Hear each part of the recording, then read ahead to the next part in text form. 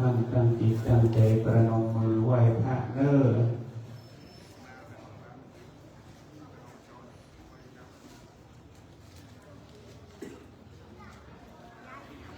เมนาสการเรนะพุทธังอภิปูชยามะอิมินาสการเร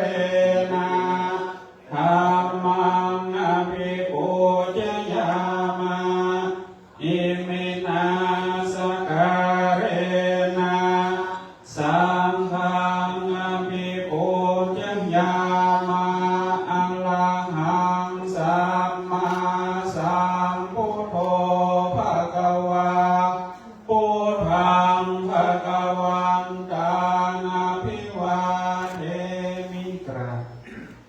ตาคาโนภะคะวะตาธัมโมธัมมังนัมมัสสามิกราบสุปฏิปันโนภะคะวะโตสาวกสังโฆสังฆังนามามิกราบ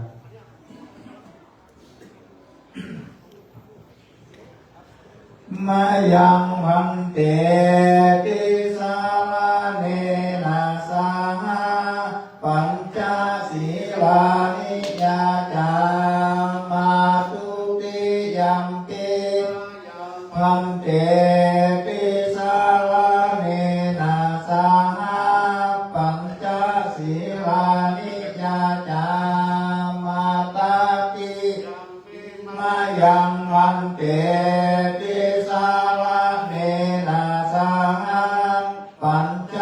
ศีลานิยาจา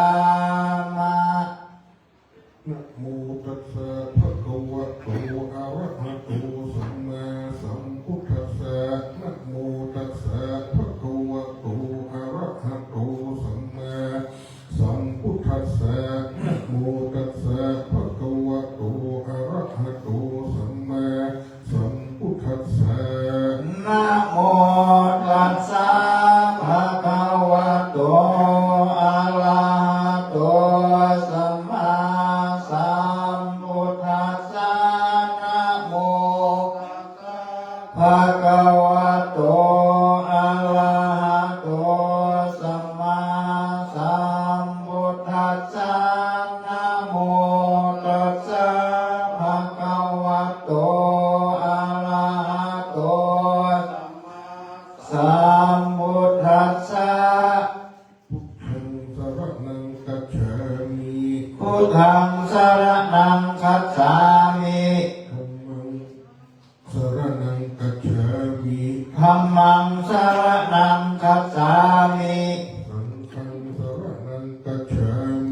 สังฆังสรณังคัจฉามิทุติยัมปิพุทธังสรณังคัจฉามิทุติยัมปิพุทธังสรณังคัจฉามิทุติยัมปิธัมมังสรณังคัจฉามิทุติยัมปิธัมมังสรณังคัจฉามิทุติยัมปิสังฆังสรณังคัจฉามิทุติยัมปิสังฆังสรณังคัจฉามิตติยัมปิพุทธังสรณังคัจฉามิตติยัมปิพุทธังสรณังคัจฉามิตติยัมปิธัมมังสรณังคัจฉามิตติยัมปิธัมมังสรณังคัจฉามิตติยัมปิสังฆังสรณังคัจฉามิตติยัมปิสังฆังสรณังคัจฉามิติสรณะกวนังนิติตานามะพันเตปานาติปตาเวรมณีสิกขาปตังสมาธิยามิปานาติปตาเวรมณีสิกขาปตังสมาธิยามิอาทินนาตนาเวรมณีสิกขาปตังสมาธิยามิอาทินนาทานาเวรมณีสิกขาปตังสมาธิยามิกาเมสุวิชาจาราเวรมณีสิกขาปตังสมาธิยามิกาเมสุวิชา จาราเวรมณีสิกขาปะทังสมาธิยามิมุสาวาตาเวรมณีสิกขาปะทังสมาธิยามิมุสาวาทาเวรมณีสิกขาปะทังสมาธิยามิสุราเมรยะมัจจปมาทฐานาเวรมณีสิกขาปะทังสมาธิยามิสุราเมรยะมัจจปมาทฐานาเวรมณีสิกขาปะทังสมาธิยามิอิมานิปัญจสิกขาปะทานิสีเลนะสุขติยันติสีเลนะโภคสัมปทาสีเลนะนิพุติยันติตัสมาสีลังวิโสทัพนิสาธุ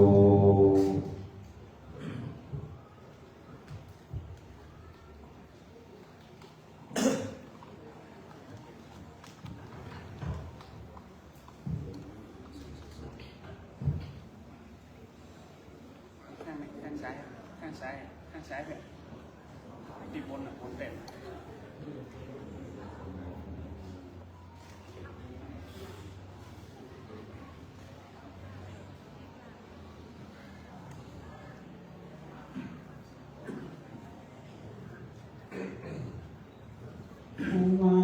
ผมมาเลยตนองค์แอนมาทองเล่นกระดังทองถ้ามาได้นรัตลองหากเป็นกองแห่งน้ำพาผู้ข้าน้อยขอโอกาสอาราธนาธรรมังธรรมังธรรมโมดมังธรรมเตสิตังอนุกัมปิมังปะยังอาราธนังกะโล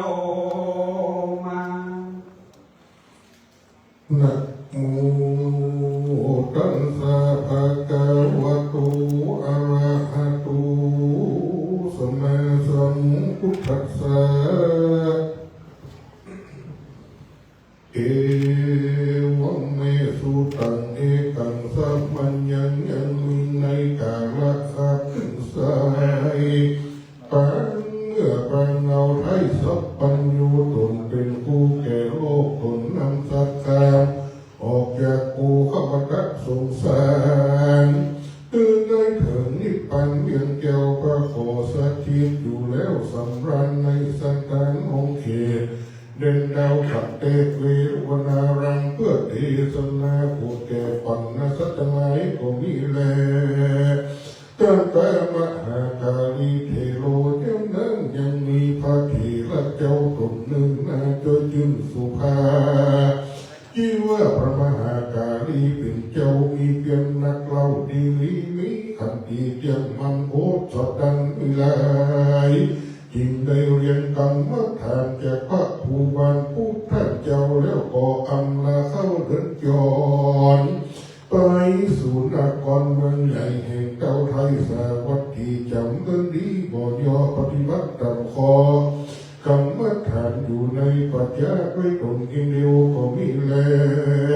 กิเลสดังในรูมานียังมีตั้งเศรษฐีชื่อว่าธรรมจิตตินางเมียชื่อว่านางวิทยายังมีลูกสาวหนุ่มน้อยน่าชื่นจ้อยสุภามีชื่อว่านางขีมาว่าอันตว่านางนอจันขีมาก่อนมีลูกโสภาอันงามผูกใจลำรักไฟลูกเต้าไทยชินเนหาผูกจนาหูรักเมื่อก็ว่านางไม่นับมีลูกอันเรางามกว่าคนตั้งหลายในโลกเขาจริงสวยสูงไปหาตัวปรมังใหญ่ก็มีและกระตุปัฏฐานยักษ์ตั้งแรกแต่นั้นบนนั้นนางมุงคันขีมากับปาเวียนจบไฟมาตุระไตด้วยตาคือนางสุพรรณกิราขีมาได้ไตมรณะวิจารวันว่ามาตุระความตายเมื่อยับตัวไหนน้องใส่กันมาตุระได้มาตันบ่มีอันเป็นใดทั้งผู้ยากไร้และคนดีมันจังปงปีหือคอยกาปกวันผ่ามาตราสายังอัตตาตุนเราว่ายังบ่เท่ามันบ่ถึงตายยังบ่ถึงตีความไวปีนาคมันดังนั้นน้อยนาขี่มาลูกน้ำสูเพื่อปิดปล่อย อายุยังน้อยเจ้าจีโบราณนาลีเยอะตายสักน้อยทำเป็นมากอกหอยปะพายเนื้อใส่ใจจริงแต่จากละขับเน่าไว้เสียดายฟูมิใจของคนพม่าว่าอายุบ่ขาดแต่ไปคนดีขู่ฝ่ายหาตั้งจอบประกอบแต่ตั้งดีศีลทั้งนี้ก็ไว้ควรที่ใจปฏิบัติตามจะคือตัวเราแนมปิดไว้นกใส่ลอยบัดกามจากนั้นเข้าสู่เมืองแก้วปูกสิใจบ่อยากเจอหน้าพระหูจะนั้นเยื่อนั้นคนทั้งหลายเท้าฝูงเจ้าคนเมืองเขายิ่งเครื่องสุขไม่ก็เสียดายนั้นไทยเขมาอันบรณาตายจากฝูงเต้าราดของเงาฝูงไพร่สุขเสาสุขไม่พอเหตุเลยตกอยู่ในอำนาจการมักราคาเขาก็มาจุ่มนุมกันว่าจะเอาสัตว์เน่าที่ตายไปกว้านเสียในปัจจาก็ยิ่งว่าเสียดายนั่นพอรูปที่ใดก็ดูยังงามบ่อเศร้าฝุ่นบุหลังปัจจาตั้งลูกปัญญามันใหญ่ตั้งไปเข้าสัตว์ที่ตายเมื่อสันมันงามแต่เล่าว่ากันก็มีละเงื่อนนั่นก็ถึงกาละยามจะเอาสัตว์สมไปเสียมหาเทพเจ้าชื่อมหากาลีอดเป็นดีอยู่ในปัจจาที่นั้นดังอันอัตประจาเยื่อนั้นพัญญาปาเสนาที่โกศลราชาจิงกับนาการไปสู่ยังที่อยู่แห่งพระมหาเทพเจ้าแล้วกรรมแต่เก่าต่างมีแก่พระมหากาลีเทพตนวิเวียนเป็นเจ้าว่าพันเตฆาเดเจ้าโกบัดนี้เศรษฐีทั้งสองขาเท่ากันเป็นพวกแม่แห่งนั้นเมาเขมาก็ตะลุงโศกาสุขไม่ต่อเราให้พุทธาไต่มรณาเว้นจากฝูงมูราชปัญญาตังปิตามันดาตังสองก็มามองตังก้อยเหตุว่ารักน้อยพุทธาจิตโตมันนาสาโสโสปิปัญโยกสิเนหาบอกขิงพุญญาขับเข้าเป็นพุทธเอาในตนเมื่อรู้กันจะตายตามไปกาละในวัดนี้ใส่เขาโตแต่ไว้ยังสัตว์เน่าเพื่อจะนำเข้ามาเผาในการลงเราปัจจาเหตุนี้และข้าไทยก็ยินได้รีบมาไว้สาขอท่านพระมหาถินเจ้าจุงได้ปวดเราเดสนาคือแก่ปุงปัจจาไม่ว่าคือเขาให้สุขเศร้าสุขกะพุ่งแต่เด็กกว่าอ่านเมื่อนั้นพระมหากาลีถินเจ้าจริงตั้งนอกกับเจ้าวัดนุรามหาราชเจ้าวัดที่เราเจอกระดำสักเนาที่ตายแห่งนั้นในที่มาอันตายมรณะปมนาคือเป็นเปสนาปัญนาธรรมผัสเสดที่บังเกิดในโลกาแก่ฝูงจันแนวมันหมู่อันใดเข้ามาสู่ปัจจาคือเขาน้อมนาเองหันเป็นเหตุอัศจรรย์สังเวชจะเป็นข้อสังเกตกรรมฐานภาวนาแล้วเกิดศรัทธาแก่ก้าในรัตนเจ้าเจ้าสัมภกันเจอที่หันตังนิปันยังเกี่ยวขออย่าเจริญนายามนั้นปัญญาปาเสนที่โกศลจิงงอพันลงมือตั้งเก่าไว้สาพระมหาดินเจ้าว่าปันเตข้าแต่เจ้าผู้การจัดกับคำเปสนาสันในเราเจ้ามหาดินเจ้าก็ยิงกล่าวว่าขอให้มาหาพระเจ้าปุ่นใจหรือหมู่เหล่าคนทั้งหลายที่เขาต้มน้ำให้ร้อนแล้วก็ปรุงลงไว้ให้เย็นจุงนำเอาน้ำอันนั้นมาหดอาบเย็นสักโซ่เพ่งน้ำขีดมาเยอะเมื่อจะนำศพมาสู่ปัจจาถึงมือเขาพระรัตดายังสักโซ่ยืนงามแล้วเอาแหวนสุกก้อยเอาสร้อยใส่แขนการนำศพมานั้นก็คือเหลวหลังแล้วคือคนทั้งหลายก็ดูยังแหวนอันนั้นเกิดกันวันน้ำเสื้อศพมาถึงปัจจาแล้วถึงคือเขาแหงเป็ดเลี้ยงสามรอบตีนยกคือใส่วันเสาร์จนก่อนพกเล่มเลี้ยวจิงนำเอาน้ำหักเปล่ามาหดแอบกันว่าเสียแล้วก็จุงคือเอาเสื้อศพนั้นลุกนั่งแล้วเป่าประกาศที่คนทั้งหลายมีราชกุมารเป็นตนคือมาประทุมจุ่มนุ่งกันในปัจจาที่นี้แต่เกิดอาตรักในกาละยังนั้นพญาประสิทธิโกศลราชาก็ได้ปฏิบัติตามอนัตสัญญาเป็นเปสนาปัญญาธรรมทุกประการกันว่านำสัตว์สุขิตายเมื่อถึงป่าเจ้าแล้วส่วนอันว่ามหาเห็นเจ้าอันมีชื่อว่ากาลีก็คือนำเอาน้ำและน้ำหมักเป้าแล้วก็โรงเรียนคือค คนทั้งหลาย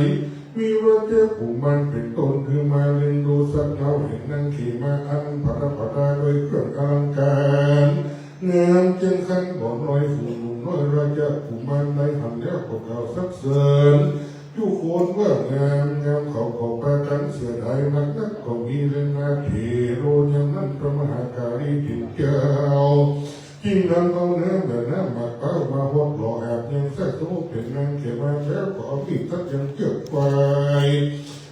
ผูกกินผูกมือนางออกเสียแล้วก็เอาไฟมาจุดเผาแทรกโซ่เป็นนางเขียนมาไฟเขียวจีเอาไม่ลูกนั้นให้เขียนมาก็มีการยาคนเศร้ามีแต่น้ำเน่าน้ำนอง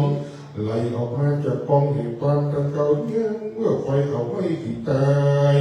รู้ป้าไก่ก็เศร้าดำกันก้มดูผ่านร้ายที่นักโทเป็นที่รักกันแต่เก่าวันนี้ก็ข้าวในอันนี้จังทุกขังอันนัตตาสังขาราเป็นของอันบ่มันบ่เตียนรู้วิเดียนไปมารู้เพตาแต่แม่ผลว่าอัตตาตัวเราเจ้าข้าบอกว่าหนุ่มเน่าและคนเขาบอกว่าผู้เจ้าเจียงกีผู้เป็นดีมุนมันก็จะเป็นดังนี้ทุกคนจะงามเมื่อนั้นอันว่าคนทั้งหลายมีว่าเจ้าผู้มาเป็นตนในหันสักเน่าให้นางที่มามีอันเพตาเกิดไกลกับป้ากันในตัวตนส่วนอันว่าปัญญาก็สิ่งที่โกศลผู้บ้านหันเหตุกันกับตาอีกไว้มหาดิเจ้าที่ต่อหน้าคนหลายว่าพันธีข้าเดมหาดิเจ้าขอกันพวกเต้าเทศนายังปิศนาปัญหาคือผักพดแต่ตนาว่าอันที่ว่าตรงนั้นคือเดินแล้วปุ่งลงไม่เย็น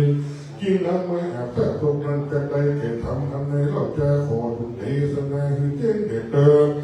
เมื่อหาเด็กเจ้าจิตเทศนาวันดูรามหาราชกันว่าสักกันไหนเกิดมาในโลกสงสารเต้ามีแต่กุศลนะฮะกุศลที่กลับมาเตียนเยี่ยวเวียนไหวเป็นมาบอกขาดบอกได้ดีกันกับไปกา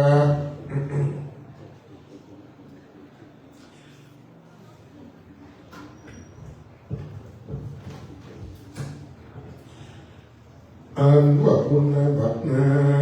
เตียนยอดจิตตันตัวเราอันละผู้กันละผู้กระทำบุญกุศลไว้มากบุญกุศลอันนั้นก็หากนำไปคือในไปเกิดในวิสัยอันลำเลิศในไปบังเกิดในสวรรค์หน้าคุณตันเถิดช่วยในเพลิงนิพพานปูจากในสงสารบอกกลับมาเวียนใจเวียนเกิดในสุขลำเลิศกว่าสุขในเมืองคนส่วนนั้นเมื่อคนเศร้าทั้งหลายก็หากเป็นที่สูงให้ไฟให้ร้อนอุปมาในดังภาวะกันสามอันร้อนมากกูเขาเกิดร้อนกูฟองไปมามีอากาศอันเกิดร้อนตัวขี่คอนตัวตนก็อุปมาดังนั้นอันตรงขึ้นเดือดเตียนย่อมร้อนผู้ฟองไปมาส่วนอันเมื่อก่อนเศร้ากันสามคนนั้นก็หากเป็นที่สูงแห่งไฟให้ร้อนอุปมาในดังภาวะตัณหามันร้อนหินนักคือกามตัณหาภาวะตัณหาวิภาวะตัณหานั่นแหละผู้มีปัญญาก็เพิ่งรู้ว่าอันนี้ก็หากเป็นอันนี้จังทุกขังอนัตตาสังขาราเป็นของอันบ่มันบ่เตียงรู้ความเห็นไปมาคนถอนอัตตาออกจากภาวะตัณหาส่วนรู้อันตรงนั้นคือร้อนเกิดนั้นก็หากได้แก่รูปขันธ์ตัวตนแห่งเราเตียงย่อมรู้แต่รู้แม้รู้บิดรู้แผ่บานไปตามภาวะแห่งสังขารส่วนน้ำอันร้อนเดือดอยู่ในบ่ออุปมาได้ดังโลภะโทสะโมหะอันอยู่ในอารมณ์ตั้งหกตาหูนั้นลิ้นรูปกายใจเป็นของร้อนอันนี้ในตัวแห่งเราก็เสมอดังน้ำร้อนเดือดอยู่ในหม้อนั่นแหละยะตาในกาละเมื่อเรารู้ไฟเสียได้เมื่อใดดังนั้นก็ดีตาในกาละงามนั้นน้ำอันอยู่ในหม้อนั้นก็บ่ร้อนบ่เดือดนั่นแหละน้ำในหม้อก็หากเย็นไปแล้วดังนั้นก็หากได้แก่พระอรหันตเจ้าทั้งหลายมีภาวะจิตใจอันเย็นบ่อยากเจริญปัญญาประสิทธิโกศลรัตยา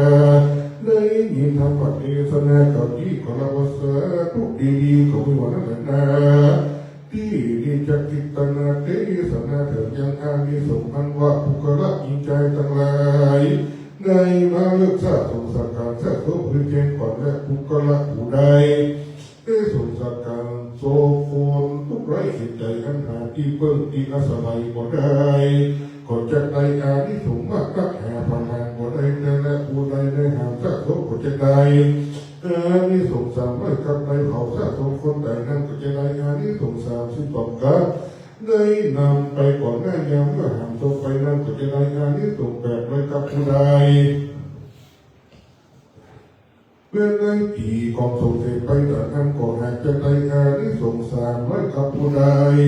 ในตัวที่ตำลังส่งสดไปถึงปัจจัยนั้นก็จะได้นี่ส่ง250กับผู้ใดได้บวชต่อหน้าศพได้ถึงศพไปดังนั้นก่อนจะได้การนี้ส่ง800กับและจะได้เกิดเป็นเทวบุตรเทวดาอยู่ในบิดมันคำมีนังพระหกปวดอยู่แวดล้อมก็เป็นปฏิวันนั้นแหละผู้ใดในส่งสัตว์การสมพ่อแม่เห็นตนนั้นก็ดีก็จะได้การนี้ส่งบุคคลนั้นในกันบัดตายเกิดบางคนก็จะได้ไปบังเกิดเป็นเทวบุตรเทวดามีหมู่นางเทวกัญญานึ่งกดเป็นปริวันนั้นแหละผู้ใดได้ส่งสักการเสื้อทรงผู้เนี่ยแห่งตนนั้นก็ดีก็จะได้การนี้ถึงบุคคลนั้นแหละมันว่าผู้ใดในเผ่าญาติกาพี่น้องสัมพันธ์วงศานั้นก็ดีผัวเผ่าเมียก็ดีเมียเผ่าผัวก็ดีพ่อแม่ส่งสักการลูกเต้าหลานเลนนั้นก็ดีคนทั้งหลายฝูงนี้ก็จะมีภาระการนี้สูงมากกันเสมอกันจึงได้กันเสมอเหตุการณ์ผู้กระยิ่งใจตั้งหลายจะพาธนาถึงยิ่งสุขสันต์ประการมีนิพพานเป็นยอดบุญพรการเลิกสะสมสักการสะสมด้วยใจจงยืนยินดีบุญกุศลนั้นก็หากจะมีเที่ยงแท้จะได้ไปถึงสุขในบางคนและสุขในบางคนจะว่าสุขไปหน้าคือในหลักวันเป็นที่แล้วก็อยากจะเดินหน้าเป็นนันพระมหากาลีถึงเจ้าในโปรดเล่าเดชนามานี้แล้วนะเมื่อหนังเรือก็จะได้เถิงยังสุขสารประการต่างๆกันว่ากันผ่าผลหน้าแห่งกันทั้งหลายเที่ยงแท้บทอยากจะเหลือในบัดนี้ไม่มีสมณะศรัทธาและปฐมอุบาศรัทธาอุปาสกอุปาสิกาทั้งหลายอันมีพระสุขิปริชโนเห็นว่าผลหน้าเป็นเขาเป็นประธานพร้อมกับไปพ่อแม่ญาติกาสัมปันธมุสาเนี่ยสาริติสหายทุกพูดอยู่คนบัดนี้ก็ได้เมื่อผ่าลมซึ้งแม่อุ้ยสีนวลเอ็นโสผู้ได้จุติใจมรณาไปสู่ปรโลกไปนาหลอนว่าตั้งในหากในวันจิตใจอาวันอะไรไปหมดจันในไปตกต้องหวังอบายก็ขอคือพระรักนาบุญตั้งหลายฝูงนี้จุดไปอุ้งอกน้องไงออกจากที่ยาเพื่อในภาพออกจากที่ทุกข์แล้วได้สวยสุขในกาลสุขติตุเมื่อที่ดีเกิดวัฏปัญหานิพิตาขิยาคันเก่าเทศนามายังหานิสงเสียโสก็บังกงสมเรศเดสาธุสาธุสาธุเอาประมาณอาสุมาประการเนอะ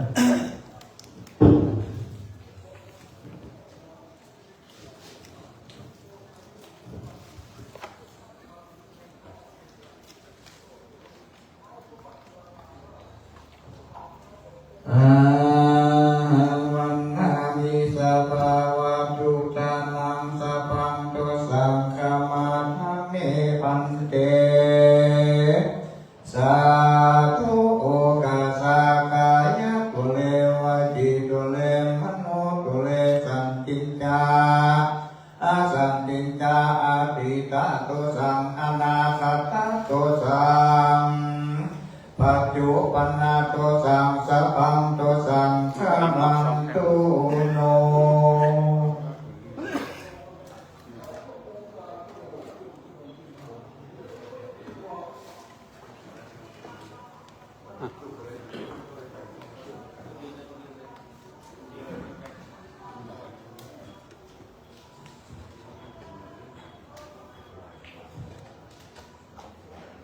ต้องทุกการตะกี้ตีเพื่อเตรียมรายชื่อเรื่องรายชื่อเข้ามาเพื่อกับเรื่องที่จะได้เข้าถวายพระยาทานพระยาธรรม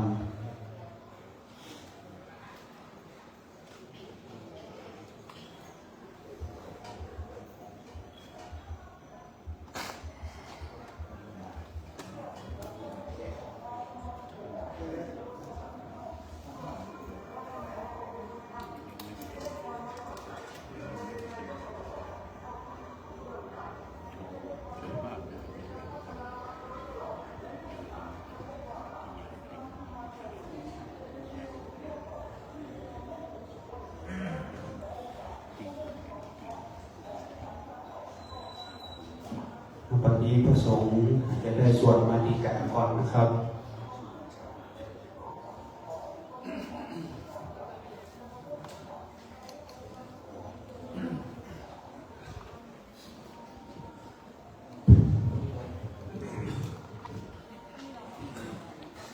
นะโมตัสสะภะคะวะโตอะระหะโตสัมมาสัมพุทธัสสะนะโมตัสสะอะระหะโตสัมมาสัมพุทธัสสะนะโมตัสสะภะคะวะโตสัมมาสัมพุทธัสสะกุศลธัมมะอกุศลธัมมะอัปปยาสุขายะเวทนายะสัมปยุตตะธัมมาทุกขายะเวทนายะสัมปยุต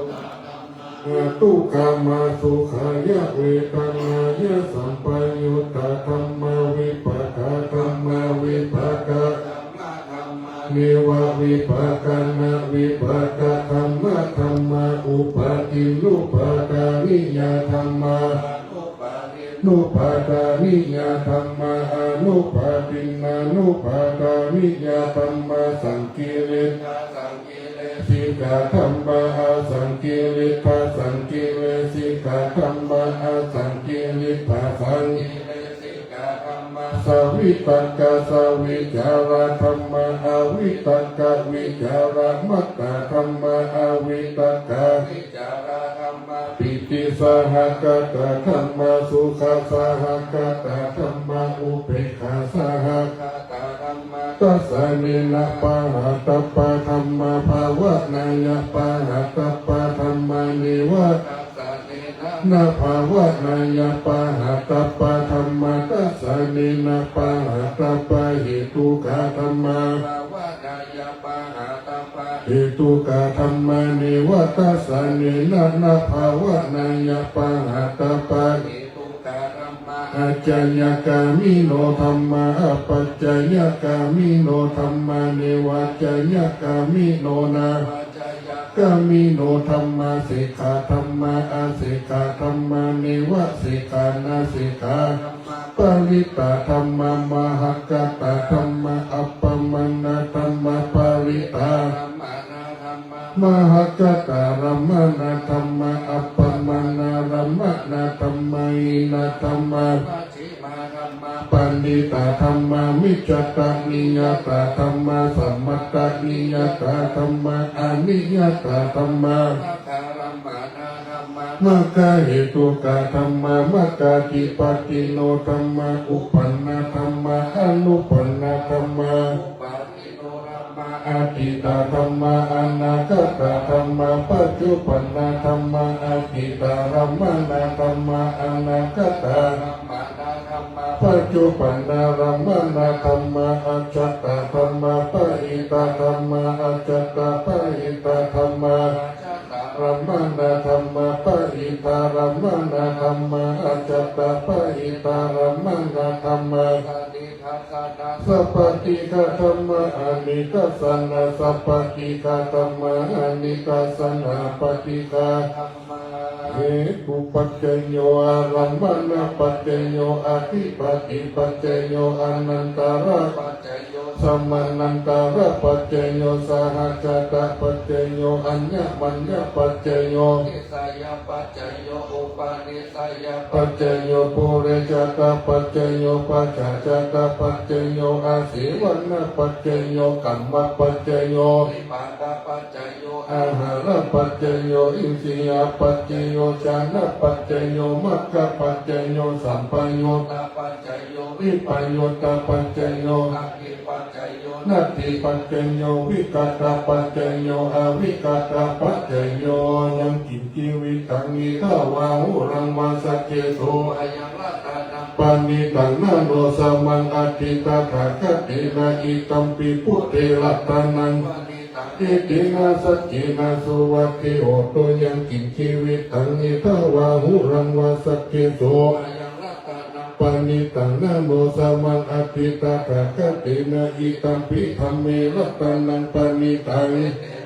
เจนะสุวัติโหตุยังกิจิวิตังอิทาวาหุรังวาสัจเกสุวายังนาตานังวานิตังนาโนสามังอติตาตากตินาอิตัมปิสังเขรัตนังวานิตังเอตินาสัจเจนะสุวัติโหตุญาณิทัพพุทธานิสัมมากัตตานิภูมานิวายานิวะอันตาลิเขตาตถาตังเทวมนุสสปุจิตังพุทธังนามัสสานาสุวัติโหตุญาณิทัพพุทธานิสัมมากัตตานิภูมานิวายานิวะอันตาลิเขตาตถาตังเทวมนุสสปุจิตังธัมมังนามัสสานาสุวัติโหตุญาณิทัพพุทธานิสัมมากัตตานิภูมานิวายานิวะอันตาลิเขตาตถาตังเทวมนุสสปุจิตังสังฆังนามัสสามาสุวัติโหตุการณิยมัตตะปุสาเลนะยันตังสันตังปะตังอภิสัมเวชะสักโกอุชุจาสุมุสุจาสุวัจจุจาสามุตุอ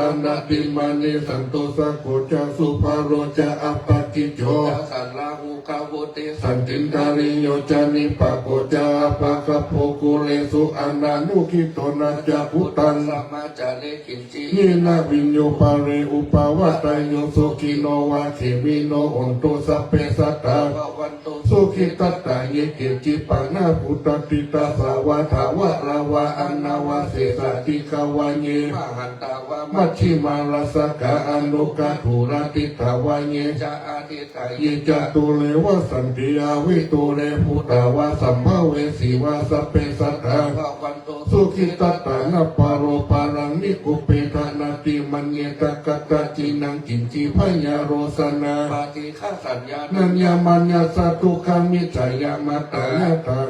พุทธังอายุสาเอกพุทธมนุราเคเอวัมปิสัพพะพุทธสุมานะสัมภาวะเยอปาริมานังเมตตัญจะสัพพะโลกัสสมิมานะสัมภาวะเยอปาริมานังอุตังอโต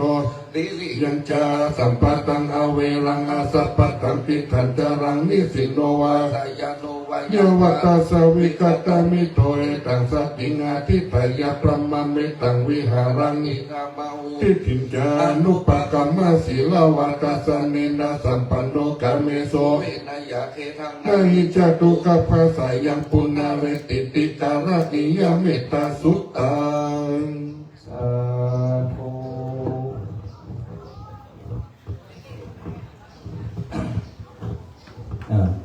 ครับต่อไปจะได้กล่าวคำถวายว่านะโมพร้อมกันเนอนะโมตัสสะภะคะวะโต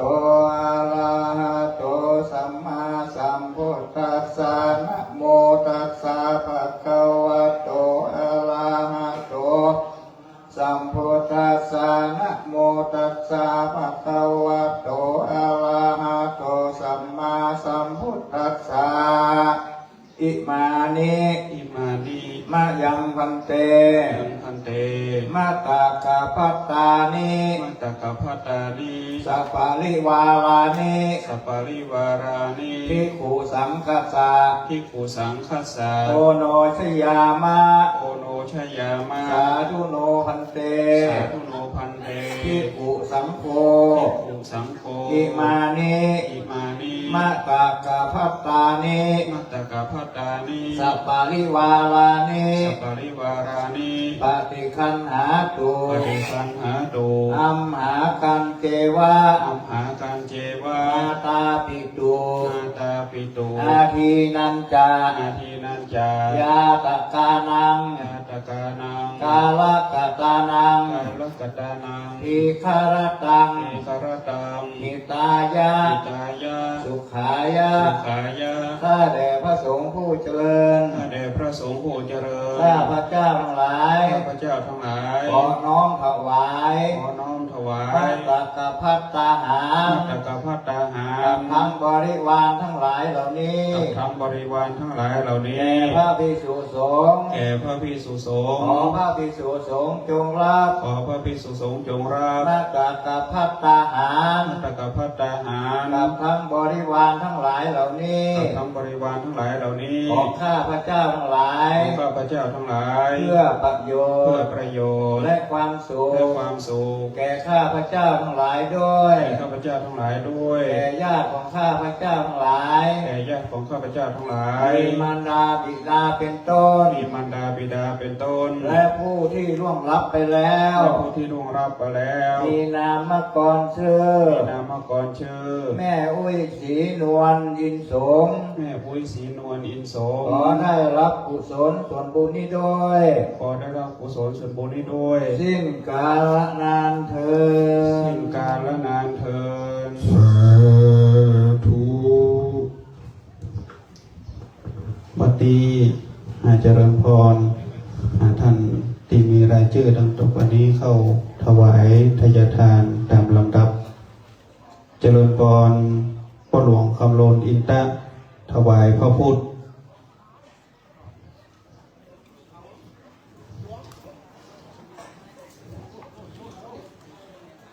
แต่ละท่านเข้ามาก็มานั่งตรงหน้าที่ตามที่ได้เข้าประเคนถวายเลยนะครับ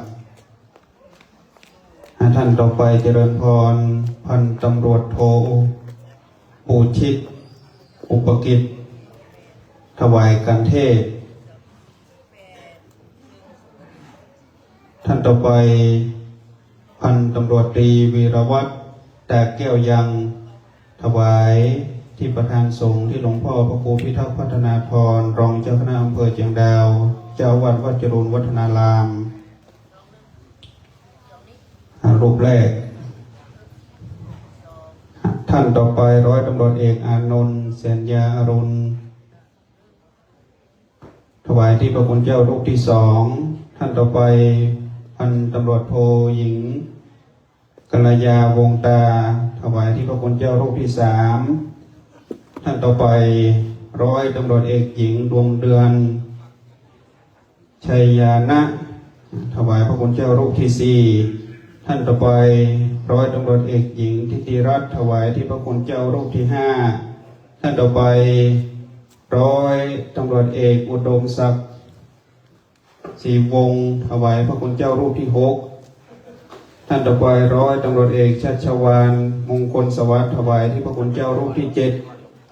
ท่านต่อไปร้อยตำรวจเอกประสิทธิ์ปารมีถวายที่พระคุณเจ้ารูปที่แปดท่านต่อไปดาบตำรวจหญิงวารุณีสายพันธ์ถวายที่พระคุณเจ้ารูปที่เก้าท่านต่อไปถวายท่านต่อไปดาบตำรวจหญิงนภาพรเสนีวงศ์ถวายที่พระคุณเจ้ารูปที่สิบท่านต่อไปร้อยตำรวจตรีสุวรรณนันทชัยถวายที่พระคุณเจ้ารูป11ท่านต่อไปดาบตำรวจสิริชัยจอกมาถวายที่พระคุณเจ้ารูปที่12ท่านต่อไปคุณพลภพคุณพลลบประธานราชถวายที่พระคุณเจ้ารูปที่13ท่านต่อไปคุณทองหล่อบุญป้อถวายที่พระคุณเจ้ารูปที่14ท่านต่อไปคุณนิมิตโพธิสันถวายที่พระคุณเจ้ารูปที่15ท่านต่อไปพ่อดวงเต็มแบบถวายที่พระคุณเจ้ารูปที่16และนอกนั้นเจริญพรลูกหลานญาติพี่น้องขึ้นมาประเคนที่สามเณรเนกที่พระคุณเจ้ารูปที่17แห่ง1ท่านแล้วก็สามเณรแห่ง10รูปวันนี้ได้นิมนต์พระสงฆ์สามเณรมาทั้งหมด32ตนด้วยกันแต่ที่มาในงานนี้มีอยู่27ตน27ตนตึงพระตึงเนรแต่พอได้นับตัวเก่าถ้านับตัวเก่าก็28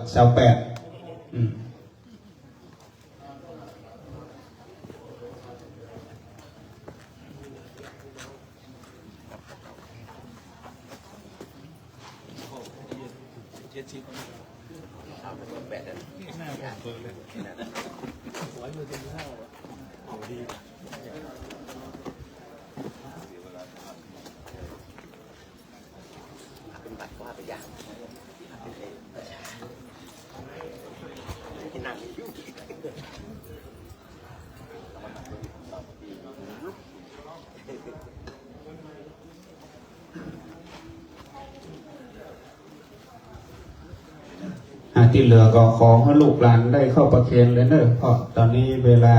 ใกล้จะเพลแล้ว จะได้นิมนต์พระสงฆ์ฉันเพลตามลำดับ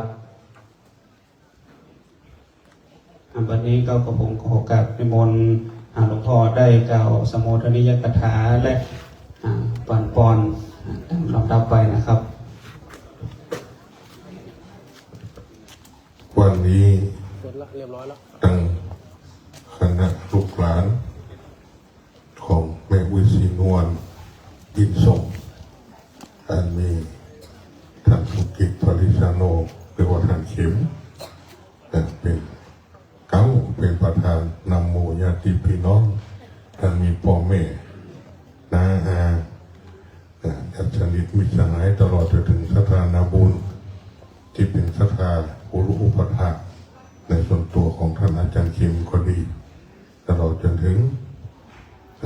ญาติสนิทมิตรสหายที่มีส่วนรู้จักกับแม่วีที่นวลก็ดีตลอดจนถึงในคุ้นเคยกับลูกเต้าเราหลานของแม่วีสีนวลก็ดีวันนี้ท่านทั้งหลายก็ได้แสดงกัลยาณจิตมาร่วมกันทำการรักษาทรงสการกำลังร่วมในงานชาปนกิจศพของแม่วิสุทธิ์ในวันนี้ซึ่งบรรดาลูกเต้าเราหลานก็ได้ตั้งศพบำเพ็ญกุศลแต่ก็ได้จำนวนหลายวันหลายคืนก็บำเพ็ญกุศลตามจารีตที่ถ้อยโดยมาโดยตลอดโดยครบถ้วนสมบูรณ์สำหรับวันนี้เป็นวันสุดท้ายในการทำบุญส่วนที่ยังมีสรีระร่างของท่านอยู่สำหรับตอนบ่ายนี้ก็ได้นำเอาสรีระร่างที่ปราศจากวิญญาณนี้เอาไปทำการรักษาทรงสการชาปนกิจตามจารีตประเพณีต่อไปแต่การป้องเป็นบุญกุศลนั้นมันไม่ได้เสี่ยงสุดที่จะเพียงแต่เต้าอี้หลังจากนี้ไปความเป็นแม่อุยสีนวลในส่วนที่เป็นรูปธรรมคือเป็นรูปร่างสรีระร่างรูปร่างกายที่เอาหันได้อู้ได้จ่าได้พูดกันเหมือนยังเมื่อมีชีวิตอยู่พอมีแล้วแต่แห่งบายนี่ก็จะเป็นเต้าเป็นทางไปกลับคืนไปสู่ดินน้ำลมไฟสลายไปตามธรรมชาติตามไฟที่จะได้จุดให้เผานั้นแต่เพราะอันสิ่งที่จะเหลือต่อไปก็คืออดีตที่เป็นคุณงามความดีความทรงจำที่มีกับบรรดาลูกเต้าหลานเหลน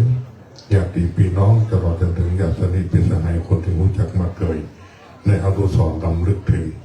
ปัญญาในวันข้างหน้าในส่วนที่จะทำบุญก็ทำตามเวลาตามกาลตามเวลาตามโอกาสตามความสะดวกของแต่ละท่านละคนที่จะบำเพ็ญเพราะว่าการป้องเป็นกุศลต่างๆนี้มันเป็นหน้าที่ของฝ่ายที่ยังอยู่เมื่อฝ่ายใดฝ่ายหนึ่งเป็นผู้ล่วงลับล้มหายตายจากไปคนที่ยังอยู่ก็ต้องเป็นฝ่ายที่จะกระทำไปถึงขั้นไหน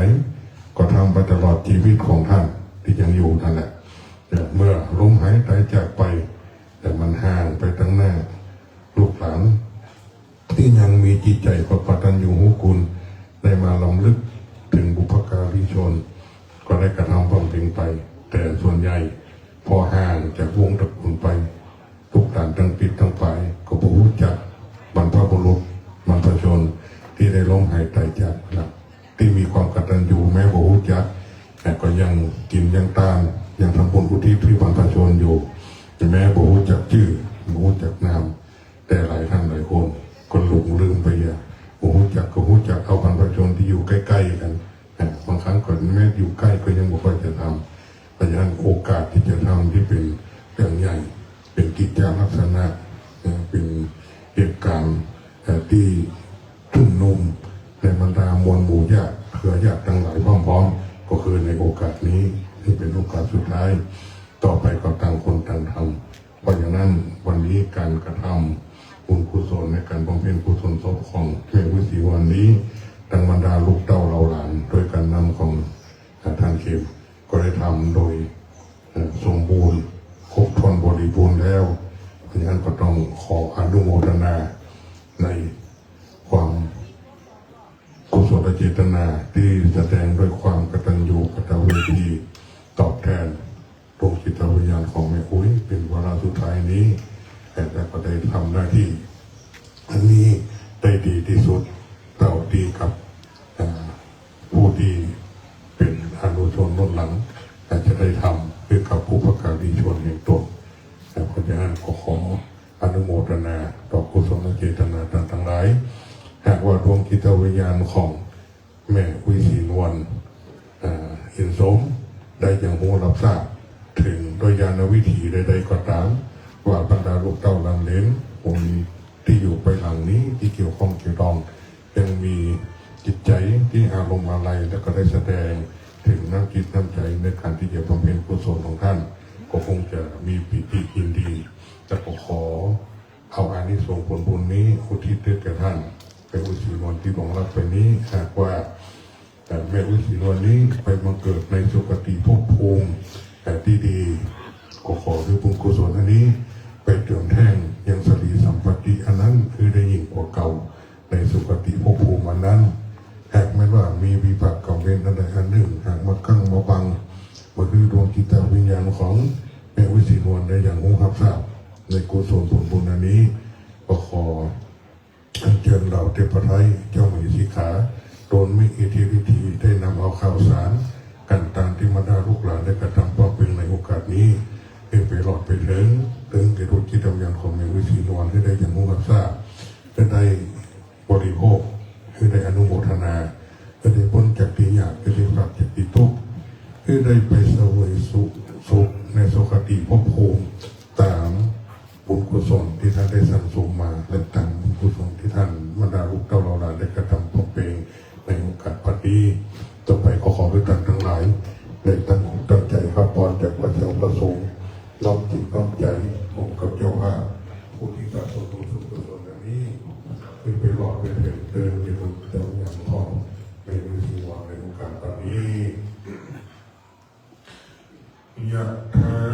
วาลิวะหาภูราปาริปุเรนติสาจารังเอวะเมวะอิโตทินังเตตังอุปกปติอิทิตังปฏิตังตุมหังคิปเมวะสมิสตุสเพปุริตุสังกปาจันโทปันนรโสยะถาวาลิโชติรโสยะถาสัพเพปิญโยเววันจันตุสัพโลโกวินาศตุมาเตภวัตปัตตายโยสุขีเตกายุโกภวะอภิวาทนาสิเลสนิจังวุฒาปัจจายิโนจัตตา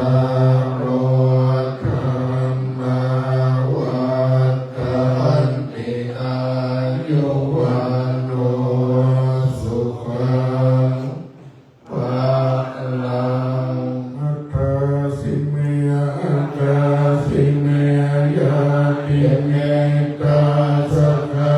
จะเมเปตังอังรักขินังทัจจาภูเปกตมโนจนังนาอิโรนังปัสโสโกวายาวัญญาปริเทวนานาตังเปตังทายะเอวังติทันติยาตโยนะยัญจะโคตังทินาสังกังวิสุปฏิทิตาทิกรัตตังยัสสะทานะโสอุปการปฏิโสยติธรรมโมนิทัสสิโตเปตายะโพ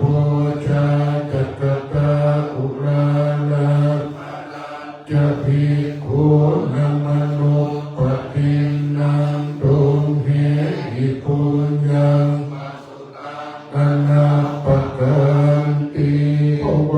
สัพพมังคลังรักขันตุสัพวัฏฏาสัพพพุทธานุภาเวนัสสะโสติตุเตียภวตุสัพพมังคลังรักขันตุสัพพเทวตาสัพพธรรมานุภาเวนัสสะโสติตุเตียภวตุสัพพมังคลังรักขันตุสัพพตาสัพพสังฆานุภาเวนัสสะโสติภาวันตุเตสาธุสาธุต่อไปเราจะได้วันดาหลวงเนอะวันดามิพุทธังสัพพะเมโทสังฆามานาเมพันเตวันดามิธัมมังสัพพะเมโทสังฆามานาเมพันเตวันดามิสังฆังเมโทสังฆามานาเมพันเตวันดามิคาโรปัจจยจาริเยสัพพะเมโทสังฆามานาเมพันเตวันดามิกัมมัฏฐานังสัพพะเมโททาเมพันเตวันดามิอาราเมภาราสีมายังสัพพะเมโทสังฆามานาเมพันเตวันดามิเจติยังสัพพังสัพพะตาเนสุปาติทิตาสังวิราธาตุมหารูปังสักกังรังสัตตานาคาโลเกเทวะโลเกพรหมโลเกจงกุติเปลังกาติเปสาวิราธาตุโยธาตุโยอาระหัสสะธาตุโยเจติยังพันธะกุณติจตุราสิทิสาเสธรรมคันเทสเปสัมปัตตาเจติยังอาหังวันตามิสัพพะโสพันตาน้อยของพ่อพระครูโสพลธรรมพินิจซึ่งมีภาษายุการมากที่สุดให้ที่นี่วันตามิพันเตสัพพะปาราทังคามาทังเมพันเตมยากาตังบุญยังสามินาอนุโมตพังสามินากาตังปุญญังไมหังทาตาพังสาธุสาธุอนุโมทามิทางรักษาธรรมังรักษาสังฆังรักษาอายุวันโนสุขังพระลักษา สาธุสาธุสาธุเข้ากระผมในนามลูกหลานต้องขอกราบขอบพระคุณที่เป็นอย่างสูงสำหรับพระสงฆ์องค์เจ้าที่ได้โปรดเมตตาที่เดินทางมารับทายทานวันนี้อันมามีหลวงพ่อพระครูพิทักษ์พัฒนาธรรองเจ้าคณะอำเภอเชียงดาวประธานสงฆ์พร้อมโดยพระมหาเถรอนุเถระเจ้าคณะพระสังฆาธิการและสามเณรจุดนจุองค์ขอและก็ขออนุโมทนากับศรัทธาทุกท่านทุกคนกัลยาณมิตรของลูกหลานเพื่อนร่วมกันร่วมงานญาติพี่น้องก็ต้องขออนุโมทนากับทุกท่านแล้วก็ต้องขออนุโมทนากับองค์ทานบารมีปู่ฤาษีตะไฟถ้ำเชียงดาวซึ่งได้นำขนมมาทำขนมเลี้ยงองค์ทานวันนี้ก็ต้องขออนุโมทนาเป็นอย่างยิ่งทุกท่านทุกคนที่ได้มาร่วมกันและในวันนี้เวลาเที่ยงครึ่งเราจะได้เคลื่อนศพไปสู่สุสานปัจจาเพื่อทำพิธีชาปนกิจศพเป็นลำดับไปวันนี้ก็กระผมขอนิมนต์พระสงฆ์องค์เจ้าฉันพัฒหารเพลสะแทงเขาก็กินข้าวน้ำข้าวตอนห่วมกันเนอ